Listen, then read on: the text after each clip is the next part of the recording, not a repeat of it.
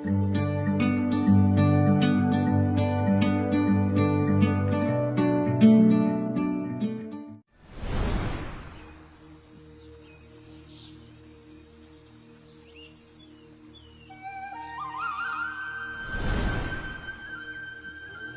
পথ ভুলায় এক পথিক এসেছি, সন্ধ্যা বেলার মালতী গো, সকাল বেলার মল্লিকা, আমায় চেনো কি?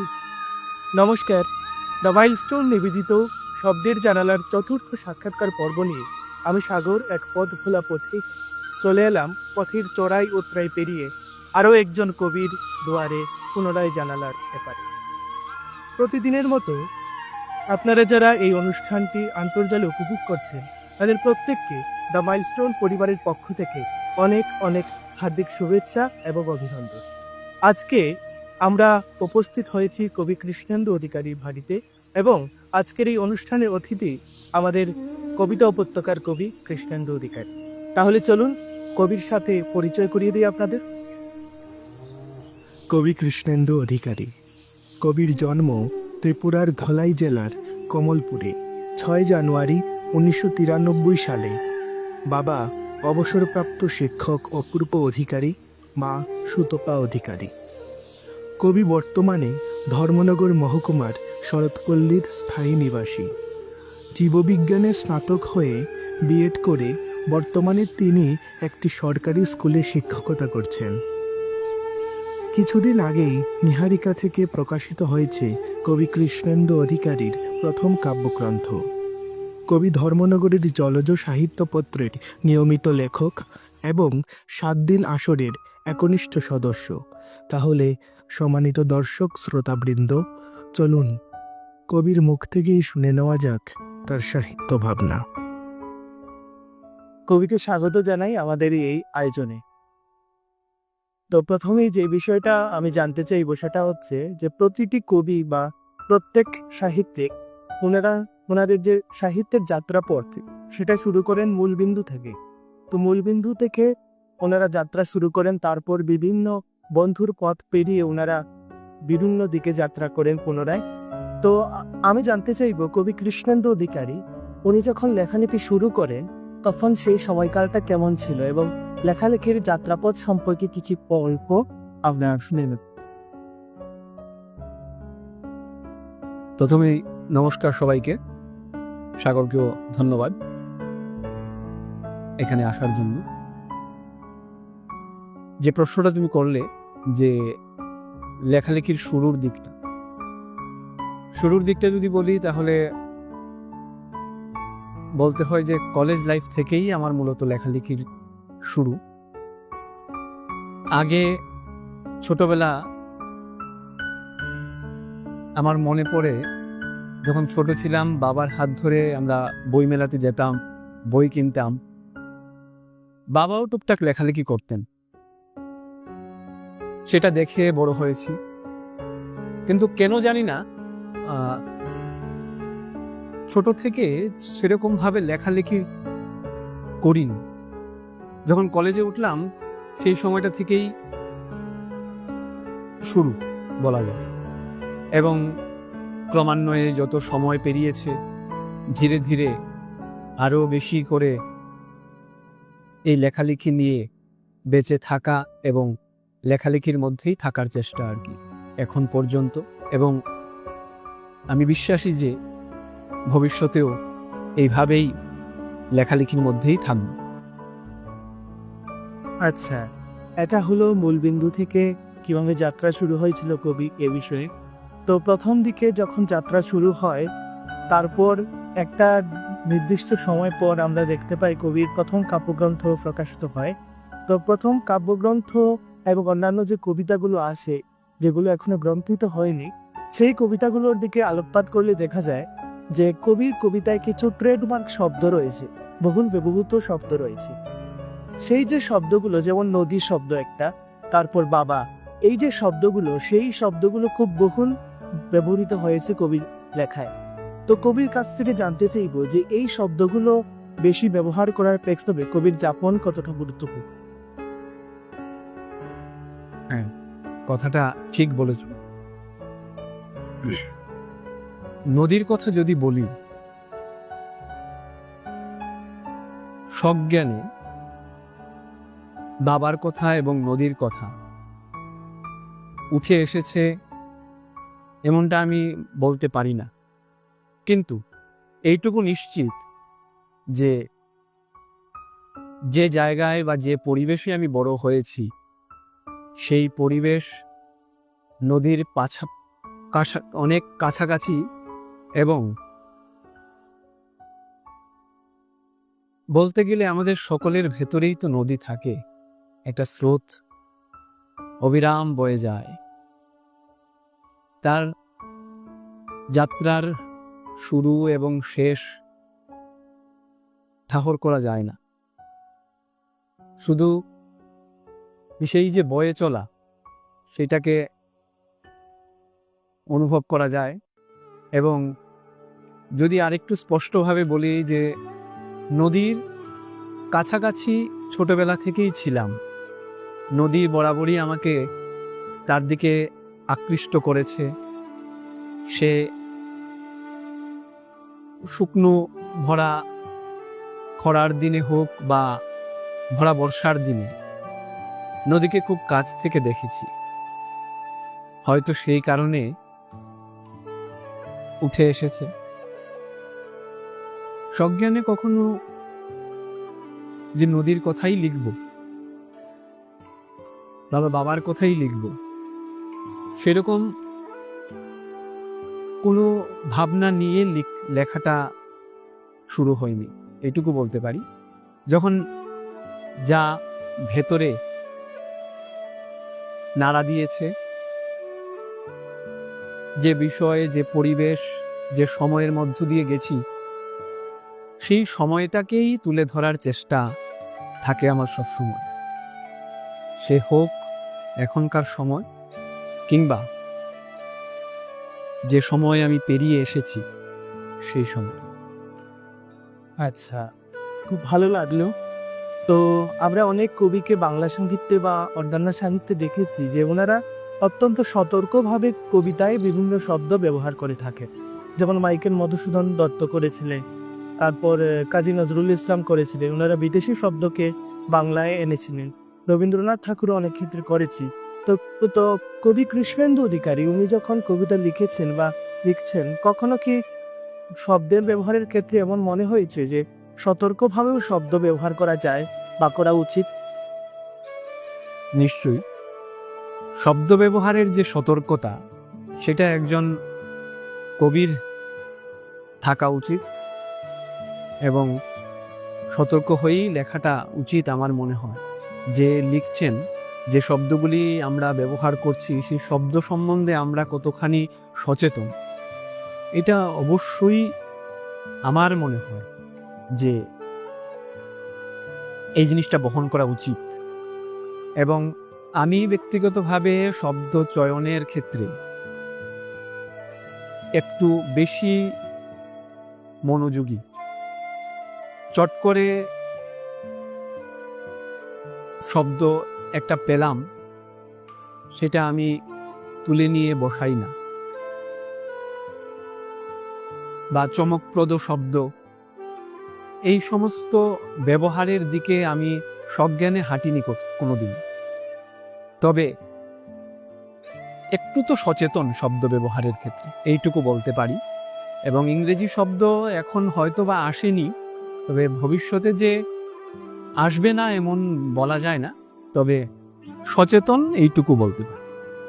আচ্ছা, এটাও খুব ভালো একটা ব্যাখ্যা আমরা শুনলাম। আমার সাথে সাথে সম্মানিত দর্শক শ্রোতাবৃন্দ যারা এই অনুষ্ঠান দেখছেন, তারা প্রত্যেকেই শুনলেন। তো একটু আগে আমরা আলোচনা করছিলাম যে বিভিন্ন শব্দ ব্যবহার হয় সজ্ঞানে নয় অজ্ঞানে। তো এবার একটা প্রশ্ন এখান থেকে উঠে আসে যে কবিতা যখন আমরা লিখি, তখন আসলেই কি আমরা কবিতাটা লিখি, না সেটা আসলে হয়ে ওঠে? সজ্ঞানে, আমি আসছি তোমার প্রশ্নে, সজ্ঞানে এবং অজ্ঞানের যে বিষয়টা, শব্দ চয়নে আরেকটু যদি স্পষ্ট করতে চাই, তাহলে বলবো যে শব্দ চয়নে আমি আমার ব্যক্তিগত ক্ষেত্রে সচেতন এবং সজ্ঞানেই শব্দ চয়ন করছি, কিন্তু যা লিখছি বা আমার ভেতর থেকে আমার ঘাড় ধরে যে লেখাটা লিখিয়ে দিচ্ছে, ভাস্কর চক্রবর্তী বলেছিলেন খুব সুন্দরভাবে যে আমি তো লিখি না, আমাকে ঘাড় ধরে লেখানো হয়। তো প্রতিনিয়ত যে তাড়নাটা ভেতরে থাকে, একটা লেখার তাড়না, সেই তাড়না থেকেই লেখা। এবং এই যে লিখতে লিখতে আমরা নিজেও অনেক সময় শব্দচয়নে সজ্ঞান এবং সচেতন, ঠিক আছে, কিন্তু একটা কবিতা যখন শুরু হয় তার শেষ সম্বন্ধে কিন্তু শুরুতে আমরা আন্দাজ করতে পারি না। একটা স্রোত যদি ধরি এবং সেই প্রথম লাইনটা একটা সেই স্রোতের মতো, স্রোতে ভেসে যাওয়ার মতো আমরা যাচ্ছি, প্রথম লাইন থেকে কোথায় নিয়ে যাবে, কোথায় গিয়ে সে নামাবে, সেইটা বলা মুশকিল। সেইটা কবিতাই কবিকে দিয়ে রচিত হয়। যা সন্তোষ স্যার একবার এই ধরনের একটা কথাই বলেছিলেন যে কবিরা লিখে না, কবিতাই কবির ভেতর থেকে কবিকে রচনা করে। খুব সম্ভব এই ধরনেরই একটা কথা উনি বলেছিলেন। আচ্ছা, আমি বুঝতেই পারছি, আমার সাথে অন্যরা হয়তো বুঝতে পারছি যে কবি যখন নদীর কথা লিখেন তখন সেখানে যেমন স্রোতের কথা আসে, আবার ঘুরে ফিরে কিন্তু কবির কথায়ও সেই স্রোতের কথাই চলে আসে। তো অনুষ্ঠানের এই মধ্য গগনে, অর্থাৎ এই পর্যায়ে দাঁড়িয়ে আমরা কবির থেকে একটা কবিতা শুনেন।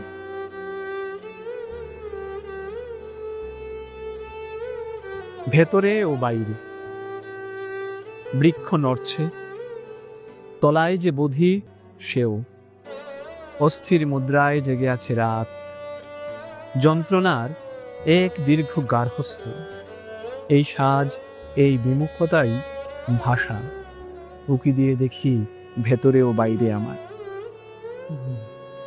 বাহ, ভালো লাগলো যে কবিতাটা করা হলো। তো কবির যে কথাবার্তার ধরন বা কবির যে কবিতা পাঠের ধরন, সেগুলো দেখে অনেকটা বাচিকতার ছোঁয়া আছে বলে মনে হচ্ছে। তো কবিরকে কখনো মনে হয়েছে কবিতা লিখতে লিখতে যে এবার একটু বাচিক শিল্পের দিকে হাত বাড়ানো দরকার? না, এই বিষয়টা কখনো মনে হয়নি। বাচিক শিল্প বাচিক শিল্পের জায়গায়, আমার লেখালেখির ক্ষেত্রে আমি এইটা কখনো মনে করিনি যে বাচিক শিল্পের দিকে যাওয়া উচিত। ছোটবেলায় আবৃত্তি করেছি, অনুষ্ঠানে আবৃত্তি করেছি, এটা এতটুকুই সীমাবদ্ধ আর কি। আচ্ছা, তো বর্তমান সময়ে যারা লেখালেখি করছে, কবি একজন তরুণ কবি, এ কথা ধরেই বলছি, বর্তমান সময়ে যেসব কবিরা, বিশেষত তরুণ কবিরা লেখালেখি করছেন, তাদের বিভিন্ন মানসিক অবস্থাকে ওনারা যখন বুঝিয়ে থাকেন, তখন দেখা যায় একটা জ্বালাময়ী ভাব ওনাদের মধ্যে আছে। ওনাদের লেখার মধ্যে একটা প্রখর সংগ্রামের চিহ্ন আমরা খুঁজে পাই। কিন্তু আমরা যখন অপর একজন তরুণ কবি কৃষ্ণেন্দু অধিকারী লেখা পড়ি, তখন সেটার মধ্যে যেন একটা স্থির এবং স্থির ভাব পরিলক্ষিত হয়। খুব বেশি হিংস্রতা যেন সেই লেখার মধ্যে নেই। এর পিছনে কবির কি কারণ আছে? আমরা যখন বাইরে যাই প্রখর রোদের দিনে, আমরা আমাদের ত্বকে, আমাদের ভেতর তাপটা অনুভব করি। কিন্তু এই প্রখর রোদের দিনেও যিনি ঘরে বসে আছেন, উনিও রোদের তাপটা পাচ্ছেন, ওনার ভেতরেও তাপ আছে, প্রভাব বিস্তার করছে। আমার মনে হয় এই যে দুই জায়গা থেকে দেখা, সেই দেখাটাই আসল বিষয়। এক একজন কবি এক এক রকম ভাবে দেখছেন বিষয়বস্তুকে। আমি এইটুকুই বলবো, এই দেখার জায়গাটার কারণেই হয়তো বা এইরকম। আচ্ছা, তাহলে দৃষ্টিকোণটা কবিতার ক্ষেত্রে অনেক বেশি গুরুত্বপূর্ণ হয়ে ওঠে। যদি আমরা কবির কথা কি বলে নিই, তাহলে আমরা সবাই কিন্তু কবিতা লেখি না, কিন্তু আমরা সবাই একটা ভাবনা নিয়ে চলি। প্রত্যেকের নিজস্ব ভাবনা থাকে, নিজস্ব দৃষ্টিকোণ থাকে। কিন্তু এখন যদি আমি কবিতে প্রশ্ন করি ওনার অভিজ্ঞতার বিষয়ে, যে একটা নিছক ভাবনা এবং একটা সাহিত্যিক ভাবনা, এই দুটো ভাবনার মধ্যে আমি যদি একটা বর্ডার কিংবা সীমারেখা তৈরি করতে চাই, তাহলে সেটা কোথায় করবো এবং কিভাবে করবো? আমরা যখন লেখালেখি করি বা যারাই লেখালেখি করেন, লেখালেখির তো কোনো নির্দিষ্ট সময় হয় না। এবং যিনি কবি সন্তোষ রায় খুব সুন্দরভাবে বলেছিলেন যে যিনি কবি তিনি আপাদমস্তক কবি। তিনি শ্মশানে গেলেও কবি, তিনি মাছ বাজার করতে গেলেও কবি, তিনি শপিং মলে গেলেও কবি। তো যিনি সত্যিকারের অর্থেই লেখালেখি করেন এবং ওনার কবিবোধ আছে, উনি সব জায়গাতেই একটা অন্য দৃষ্টিকোণ থেকে দেখেন সমস্ত বিষয়বস্তুকে। ওনার দেখার জগৎটা আলাদা সাধারণের থেকে। এইভাবেই আমার মনে হয় বিষয়টা। আচ্ছা, তাহলে এটাও এক প্রকার দৃষ্টিকোণের পার্থক্য বলা যায়। তো আমি পুনরায় ফিরে আনবো কবির একাডেমিক যে বিষয়, সেটাতে ঘুরে ফিরে আসতেই হয়। কারণ আমরা জানি যে সাহিত্যের যে জীবন বা কবি জীবন যাকে বলা হয়, সেটার মধ্যে একটা বিবর্তনের বিষয় থাকে। প্রথম যখন কবি লেখালেখি শুরু করেন, একটু আগে বললে, তখন এক ধরনের লেখালেখি করেন, যেমন কবি কৃষ্ণেন্দু অধিকারীর ক্ষেত্রে সেটা খুব একটা সিরিয়াসলি শুরু হয়, কিন্তু তারপর অনেক ক্ষেত্রে বিবর্তিত এবং বিবর্ধিত হয়েছে লেখা। তারপর আমরা প্রথম কাব্যদঞ্চিতে লাভ করি। তো কবি কৃষ্ণেন্দু অধিকারীর যে লেখা, সেটার বিবর্তনটা আরো অদূর ভবিষ্যতে কোথায় যেতে পারে এই বলে কবি আশাবাদ। কাজ যদি আমার বলি, কাজ হচ্ছে লিখে যাওয়া। কতদিন লিখব, কোন জায়গায় কি হবে ভবিষ্যতের কথা তো বলা যায় না। তবে প্রয়াস হচ্ছে লিখে যাওয়া, আমৃত্যু লিখে যাওয়া। এবং যেটা বলছিলে আগে, বিবর্তনের বিষয়, লেখালেখির শুরুর দিকটা যেভাবেই হোক না কেন, তারপরে একজন কবি যেভাবে লেখেন, যেভাবে সমস্ত বিষয়গুলো আবদ্ধ করেন, কখনো আমার মনে হয় যে কোনো কবি ভাবেন না যে একটা বই বেরোবে, বইয়ের জন্য লিখছেন। অন্তত আমি তো না, বই লিখব বলে কখনো লেখাটা শুরু করিনি। লেখার প্রতি একটা সততা,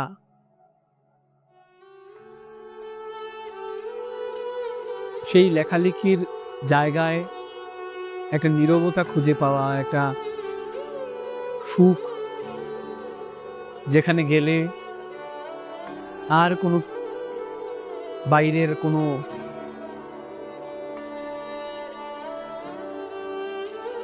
উত্তাপ স্পর্শ করে না এবং নিরিবিলি নিজেকে মেলে ধরা যায় যে জায়গায়, সেই জায়গাটাই কবিতা আমার ক্ষেত্রে।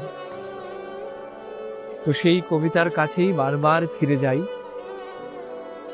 এবং বই লিখব বলে কখনো ভাবিনি।